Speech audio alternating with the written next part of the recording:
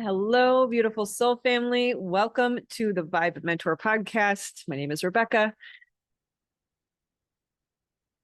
Hello, beautiful soul family. Rebecca here, your Vibe Mentor. Let's talk today about money blocks. Money blocks are a fun topic, and I am honored to be able to say that I have moved through my money blocks and can finally speak directly to you about this from experience and from divine guidance.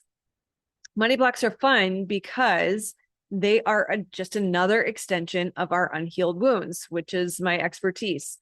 I love breaking through traumas, unhealed wounds, blocks of these sorts. So much so that I went out and got a neuroscience and trauma degree. So you can rest assured that this is based in science, grounded in the realm that we live in, and yet still divinely guided. And I enjoy this conversation because it primarily confuses people because we're looking for some sort of belief or energetic posture towards money as the source of the problem, when that is not actually the case. Many times our money blocks are, I don't want to say issues, but for some reason that word wants to come through, are not driven by a direct relationship to money, but often by other aspects of our relationship, either with life or with people or with our childhood or with our bodies or whatever else it is. So I'm going to give you some clarity today on how to find your money blocks. Now, first and foremost, we want to start with your perception of money. How do you perceive money? Have you elevated it over you? Meaning, have you given your power away to money? Said another way, have you decided subconsciously, unconsciously, or even consciously, relative to the way the world works today, it would make sense to believe that your money somehow determines your safety or your ability to move through life the way you'd like to? And the moment I realized that I had elevated money over me, that I had put myself down here and said that if I don't have enough money, right, money can harm me or hurt me by not being there for me. And when I realized that I was giving my power away to money by saying, I don't have enough money to travel, I don't have enough money to put my kids in this school, I don't have enough money to move where I want to move. That was the moment that I gave my power away. That the decision to recognize my misalignment to truth as it related to this relationship with money was the moment I took my power back to say money is just a piece of paper. Money is just energy, just like anything else, just like the oxygen that I breathe with every breath that I breathe. I don't worry whether or not there's going to be another breath. My creator ensures that my lungs will always receive the oxygen it needs. Now, if I start to try to control my breath, if I start to try to manage my breath, I'm actually going to cause breathing issues. I'm going to contract my lungs and therefore limit the amount of oxygen that can flow to me and through me because of my conscious choice. This is the key here. When we choose to perceive money as somehow a threat or somehow unsafe or somehow unreliable, then we are contracting just like we would if we were trying to control our breath. And that cuts it off. Many times when I'm having this conversation, I get the visual of a child just holding on to a baby bunny, just, I love it so much. And what happens? Unfortunately, because that child loves the bunny so much, it has been cut off from the source of life. that poor little bunny can't withstand how much we contract, even if it is in love. Now, it is as simple as recognizing I have decided that money determines my safety or my ability to move through life. And it is an extension of moving into the understanding that this realm, this world we live in, is not as it seems. This pen is not solid. We think it is. It looks real. It looks solid, but really everything is just atoms vibrating at a certain frequency. And sometimes it looks solid and sometimes it doesn't. Said another way, we live in a spiritual world.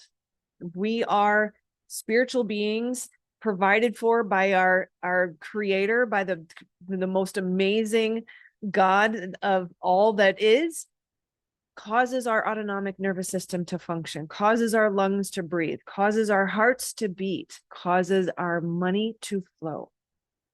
That when you realize that your bank account is spiritual, you'll start to approach it more from the perspective of, if Jesus can turn water into wine and he can split a loaf of bread and 2 fish to feed 5,000 men, not including women and children, then my bank account can multiply without a check coming in. The number can change. If you stop contracting and holding on to it so tightly that it can't breathe, and you start to declare your power and authority over your life, your bank account, the power and authority that you have been gifted and biblically taught how to utilize, it can grow. This is one of the unfortunate experiences that I went through as a child around money, organized religion, and my relationship with my creator, my source. And for the sake of this conversation, source is a really good word because he is my source of all that is, right? My breath, my heartbeat, my lungs, my food, my love, my children, my money, right? He is our source. And so we want to recognize, I want to tell you a story. In my experience, I am a pastor's daughter. I grew up in organized religion. We were in what my father would call a non-denominational church. Unfortunately, I experienced the extreme levels of ego control and blame and shame, and the instruction that God allows us to suffer or even wants us to suffer, and that this life is meant to be difficult, and that maybe if I'm a good person, I can hope to someday get to a heaven that is so far off that it won't be in this lifetime. I do not subscribe to that. I am a Christ follower. I very much love my intimacy with my creator, but I do not subscribe to the dogma of that religious structure. So we're going to table that. It's not really the intention of this conversation. I do need to do a video on healing from religious trauma, because it's unfortunate that there are so many people out there who are kept from God out of the fear of having to suffer through the life that they suggest you have to live to be able to be in God's grace, to be in God's presence, to be provided for. And that is simply not true. So we'll leave that there. But because of that experience, because I was taught that, I developed that and many other traumas. If you are aware of the Adverse Childhood Experience survey, you might want to check that out. It determines to what degree did you experience trauma, to what degree is your body struggling to heal. And it would help explain some of the money blocks or the mental health challenges or the relational challenges that you might experience. I had an 8 out of 10. That is not something to brag about. 10 is the most that you can have. And so I very much experienced many different scenarios that taught me I was not safe. I was on my own. It was all up to me. And then you've got the church, or your father in this, my father in this case. It's interesting how I don't want to talk about me, but I'm willing to share the story for you. That blame and shame, right? You're a sinner. You're going to hell. How dare you? What's wrong with you?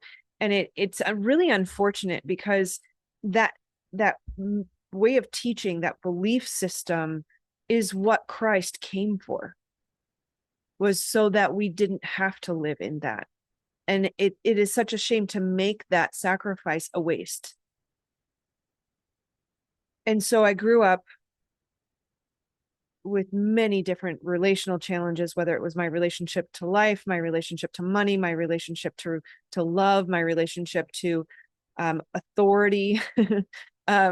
It was all challenged, because in my experience, no one was safe. And I very much connected safety or lack thereof to relationships, to people, to money, to love, etc. Nothing was safe. I was never safe. And I tell you this because there was a point where I tried all the things. I did QHHT and affirmations and hypnosis and prayer and meditation, and astral travel and angel healings and all the things. I tried everything. And yes, to some degree, therapy helped a little bit. Understanding psychology helped a little bit. But what really broke things through for me, helped break me free. I don't know why that's hard to get out there, but the breakthrough came when I understood that the body keeps the score. The body is the key to breaking free from all of your blocks, to really understanding your subconscious programs, to really understanding why do we do what we do? Because many of our behaviors, they say like 90% of our behaviors are subconscious, below consciousness, which means you cannot see them, which means the cognitive mind cannot find the resolution to the problem that you're seeking. Right? So when I discovered the body keeps the score, it started with when I became brain spotting certified. I was working on healing trauma. I had this understanding of the body, and I found a therapist who facilitated brain spotting, and I found so many breakthroughs in that process that I went out and I got certified. Between level 1 and level 2, I started to do something different, and I didn't even realize I was doing it. I was still utilizing the pointer, and I was still somatically experiencing and getting in the body the way brain spotting does. But something started to come through where God was guiding me and leading me and helping me connect dots and see things as I was facilitating this for others. And it was working for me, it was working for others. And we started to see breakthrough.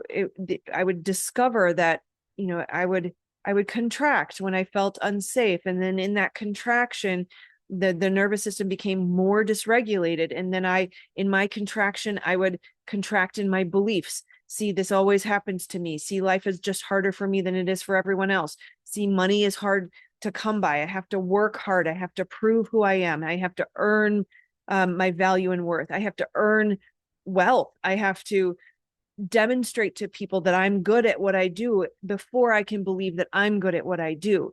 And I started to see all of these interconnections. And when you're building an online business, helping people heal trauma and struggling to make money, it didn't make sense. It was like, I'm healing, and yet the wealth was slow, the growth was slow. And it was through the body, through connecting the dots, through the sensations in my body that led to an inner child part that highlighted for me as if a little girl, my little 5-year-old self said, hey, remember when this happened? We decided people were not safe, right? Only through experiencing the sensations in my body did I find, how old was she? The 14-year-old, the 15-year-old who was homeless, laying on a floor in an apartment she had rented while working 3 jobs, sleeping every other night, not knowing how to pay bills, literally not even having a bed, not having dishes. I literally had a bed of blankets on the floor and a box for my food that I would put a plate on. I had a couple plates and a couple bowls. There was nothing else in that apartment, a garbage can and a whole bunch of bills. And it wasn't until I started to work with these parts where that 14-year-old, she decided that money was scary, right? I don't know why I keep saying 14. I was 15. It's really interesting. We trust what comes through. But that 15-year-old sleeping on the floor every other night, so terrified that she wasn't going to have enough money, that she was working herself to the bone, decided that money was difficult, money was hard, money was scary. And so somatically, as I experienced this, it started to create profound shifts in my life where people are not bad. People are not scary. Some people are safe. Money doesn't have power and authority over me. I actually am the one that commands money to come into my life. I allow myself to receive and hold money safely. I have a beautiful relationship with money. As I started to work through the body's trauma responses, closing those stress loops so that there was no longer that massive trigger every time an unexpected bill came or a person asked me a question, and I no longer doubted whether or not I had said something wrong or I had done something wrong or I had earned or deserved the thing. I started to see breakthrough. And then I went back to get level 2 certification brain spotting. And I very quickly realized that what I was doing was not what they had trained me to do. I think it became most apparent when we had breakout sessions. They would put us in Zoom rooms and you had to practice one-on-one with someone. And I was working with a woman who she, was in the psychological world. She was a therapist. I think she worked with children in very difficult areas. And I realized that when she was experiencing, we had found her spot with the pointer. She had her eye point. We were getting into the body. We were feeling the sensation. She got to a place where she said, right, her inner child had said it, and her adult had said it. Life is just hard. And she could not get past that. Life was just hard, because that is what people believe today. That is what the world tells us. That looks like reality. But when you do the trauma spotting process, when I work with God in that moment, I realized only because I am in communion with the creator of the universe, and I'm learning how to use my God-given co-creative capacity to break through all of these limiting beliefs and blocks, that moment where that woman demonstrated to me that without God, life is suffering. Without God, life is hard. Without God, there is a block. There is something immovable that you cannot penetrate. And that's the beautiful gift of the trauma spotting process, is I came to understand the body is limited by that belief, but God lives in the body. The body is the temple of the spirit. The kingdom of heaven is within. Nothing is impossible for our creator. The source of all that is wants to pour through me freedom of every kind, provision of every kind. There are hundreds, I can't even count them. There's so many, hundreds of Bible verses that tell us, ask and you shall receive, speak to the mountain, tell it to jump into the sea. It will be done for you. These instructions that say God wants to pour overflow into your life right now. You don't have to earn it. That's what Christ came for. You don't have to create the strategy. It's not all up to you. You're not on your own. Life does not have to be hard. Life does not have to be suffering, right? We get to heal, and there is no limit to our healing when we can be in unison with the creator of the universe that lives inside of our body. This is where we start to break free, not just through money blocks, but to start to crush the enemy under our feet, right? All of the crap that's happening in the world, I will not go into, the rabbit holes of conspiracy theories. Just know that I'm well aware of, both sides. This is where we return to heaven on earth. This is where we return to Eden. This is where we start to command the power and authority gifted to us that we have been given responsibility to learn how to use. God not only wants you to break through your money blocks, he wants to pour so much overflowing beauty and provision and health and love and wealth into your life so that you can pour into others. There's two primary instructions that we were given: love God, love others. If you can come from a place of overflowing wealth and abundance and health and joy and love and bliss, you are going to make the world a better place. I love Jeremiah 29:11. For the plans I have for you. Wait. Oh, shoot. Hold on. For I know the plans I have for you, declares the Lord, plans to prosper you, to give you a hope and a future, not to harm you. And I think I probably mix some of that up, but that's the intention. Generally pretty close. We do not have to suffer. We do not have to be poor. We do not have to be meek. We do not have to beg, right? This old way of praying, dear God, please, will you help me? Give it to me. No. Command with authority. It is already done. It is promised. Those verses are there to tell you it's yours, love. It's yours already. Will you let me give it to you? The moment that I did that, the moment I said, money has nothing on me, I have more than enough. I have more than enough. Overflowing wealth, health, love, joy, peace, provision. My family is restored. My account is overflowing. My business is exploding. I help millions of people heal trauma across the globe. We start beautiful healing spas. I travel the world. Whatever it is, declare it so, and it becomes yours. You can do this. Another example when I broke through a money block was when I first quit my job and was going through relationship challenges. I was filing for divorce at that time. I was completely on my own, single mother, 3 kids, seemingly no source of income. I decided I was going to start my online coaching business. I had already done the Tony Robbins coaching program, so I knew what I was doing, but I didn't know how to make the money. How do you get the people? How do you get the visibility, right? How do you draw people into your world? I met a woman who was selling a course for $20,000. I did not have anywhere near a tenth of that hanging around. But I decided, instead of saying, I can't, which builds a wall, shuts you off, cuts you off from God's provision, instead of saying, I can't, what I said was, how can I? How can I? And immediately I got the thought, remember that credit card that they just offered you? At the time, I had been making 6 figures in the corporate world. So my financial picture for applying for a credit card looked pretty good. It had a $20,000 limit. That's God working. And I know it doesn't, it's like, yeah, but you put it on a credit card, right? 3D rules says that's not wise. Don't do that. Okay. Well, I made a conscious choice to invest in myself, to invest in my future, to follow my guidance. And guess what? I took that course. I put on the presentation or the webinar, the master class, whatever it was, and I started making money. I was not only making money, I really want to shift that perspective for you. I was finally able to help people.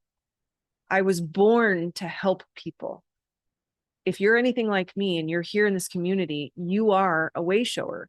You are someone here to help others, help pull others up, right? Help others understand what you've been through and how you got through it and how you healed and how you moved forward.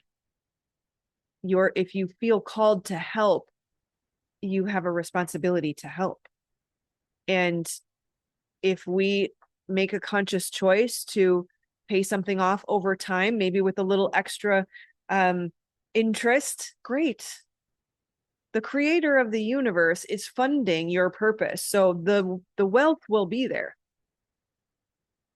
Do we have that lack mindset that says, I can't, that closes doors? Because God gave you free will, right? Your belief, that verse I mentioned earlier, speak to the mountain, tell it to jump into the sea. If you have no doubt in your heart, it will be done for you. Not you do it, for you. So your job is to speak, tell it to jump into the sea, and believe. And then it's done for you. That's how you move through your money blocks. Speak to that mountain, tell it to move. If you feel massive levels of contraction or somatic response, you feel that flash in your body, maybe your muscles tighten, maybe your shoulders tighten, maybe your stomach turns over, maybe your heart starts beating fast, maybe your palms get really sweaty, maybe your eyes dilate and you feel like you're seeing through a pinhole, or you can't breathe, or you get palpitations in your chest, you get anxiety. Any of that is telling you there's trauma living in your body. That is the first place to go. Feel the sensation, close that stress response, alleviate, dissipate the trigger so that that inner child part of you who holds the key to your subconscious program can say, okay, maybe some people are safe. Maybe money doesn't hold power and authority over me. Maybe my creator does want to help me. Maybe I'm not alone in this anymore. Maybe overflowing health, wealth, and abundance is available to me. And then through the maybe, you move into greater and greater levels of belief and certainty. And it is your certainty that moves the mountain. It is your certainty that allows God to move the mountain for you. It is so fun. It is so fun. And this is kind of tying back to what I mentioned earlier. The reason that so many people are kept from God is that misalignment to truth, that teaching that says that life has to be hard or there has to be suffering.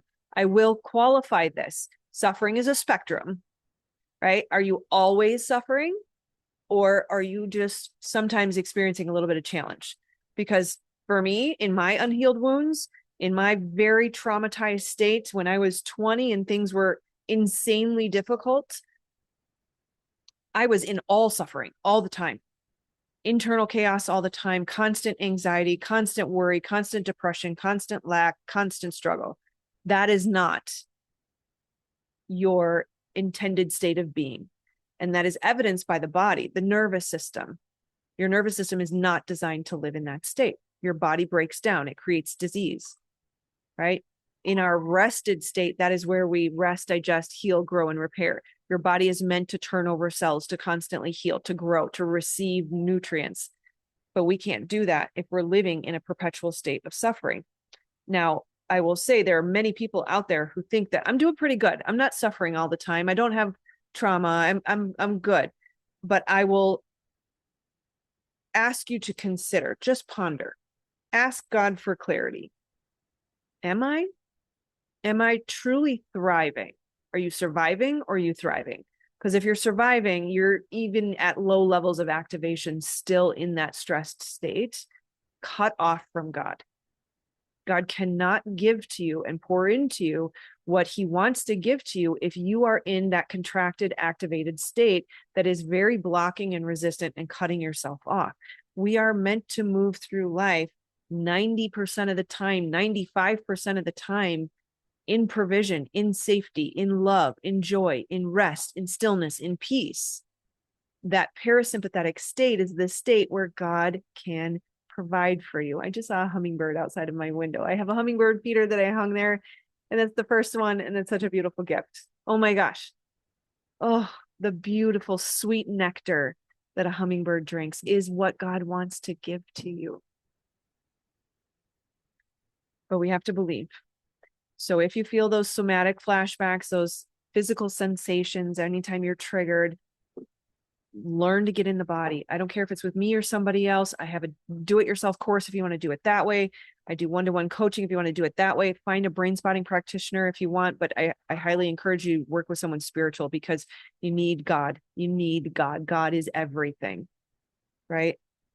But get into the body, get that out of your body, close the stress response, alleviate the trigger, the flashback, the activation. The higher the activation, the more limited you are. What that's doing is clarifying the vessel. You're getting the crap out of your body because your body is a conduit. It is meant to receive.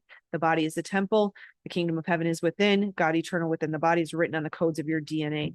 But you cannot hear. You cannot receive if you are not in your frame. Come back into your body, be present with and in intimacy with the creator of the universe inside your body. Now, speaking to suffering, the life you have built, if you have unhealed wounds, has been built on sand. Consider it a house on sand, built on trauma responses, built on fears, built on running away from what you're afraid of or running towards the thing that you think is going to make your life better. That likely will need to crumble. And it doesn't have to be all at once. It doesn't have to be super painful, but there will be sort of a weeding or a pruning process, right? God will start to pull people out of your life that are no longer aligned for you. You'll start to feel uncomfortable in your job, right?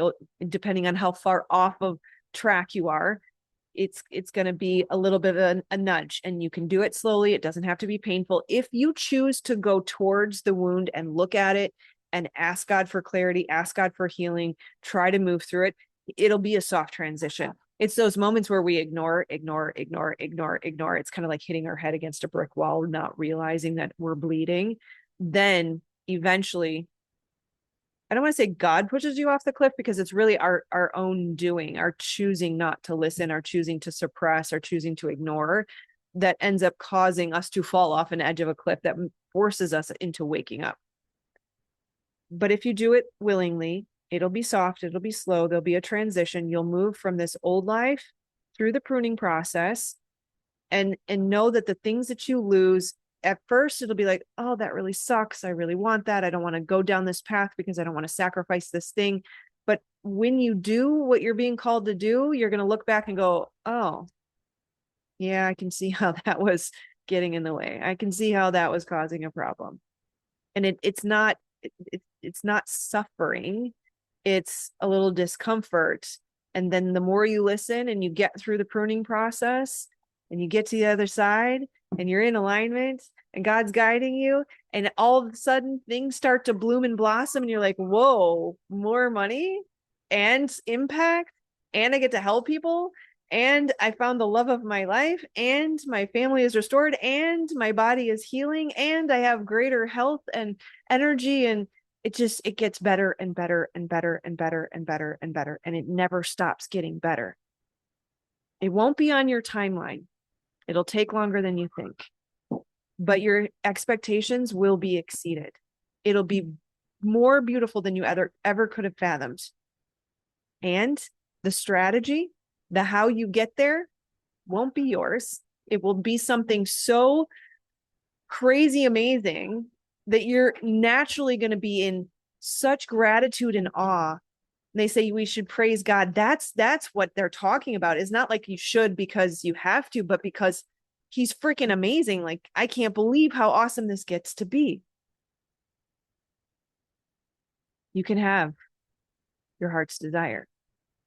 There is a verse, they translated it to say the heart is desperately wicked. I really want to call attention to how that is a mistranslation. If you look at the original Hebrew and Greek words for what they could have translated that into, there's 6 or 7 different options, and only one of them is bad. Wicked was the worst. And when you triangulate the options between the two, the Greek and the Hebrew, there rises to the surface a commonality, and that is that the heart was deeply complex and difficult to understand. Again, pointing to how we need to be present in the body to hear, to listen, to receive clarity and guidance. This life that is trying to come through for you is beyond your wildest dreams.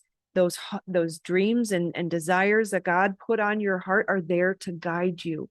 You can have those things so long as they're not ego-based, coming from, I don't feel good enough and therefore I need a $1 million mansion to feel like I'm okay. That's not your true pure heart's desires. But the ones that God put there, I naturally, Cancer moon, I love beautiful things. I love being on the ocean. I love a beautiful white kitchen. I love a beautiful home. That is my design. God made me that way. It has nothing to do with what anybody else thinks about me or any trauma. It's just, I love it. I get to have that because God gave me that desire, and now he's given me that gift.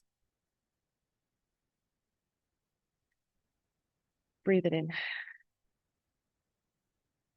Take a deep breath and feel your body come back into your frame just for a minute. Feel your heartbeat. Notice your lungs breathing without you even trying. Notice the presence of your Creator inside your body. God is so good. You are so loved. You were meant to be free. And I'm hearing all you have to do is come to me. Which is really interesting that I love. He's so cool. Come to me. Come home to yourself. Come home to him inside of you. Come home to me. Come home to your heart. Home is where the heart is. Literally. I love you so much. I will see you on the next one. Namaste. Oh my goodness. I almost forgot to tell you, you have to join me on 8/8. I am doing a Lionsgate portal transmission where I'm offering you vibrational service to help elevate you out of the wounds, break through those blocks, and to help you learn how to co-create. So I'm going to dive even deeper on 8/8, as well as we will go into the body and we will work on some of this stuff, and I will help you start to move through it. So I'm super excited to offer that to you. If you want help, you don't have to wait until then. You can jump into the course today. I am available immediately as soon as you ask for help. So that really is the first step. So you can do this. I love you so much, and I will see you either on 8/8 or in my inbox in 5 minutes. See you soon. Love you. Bye.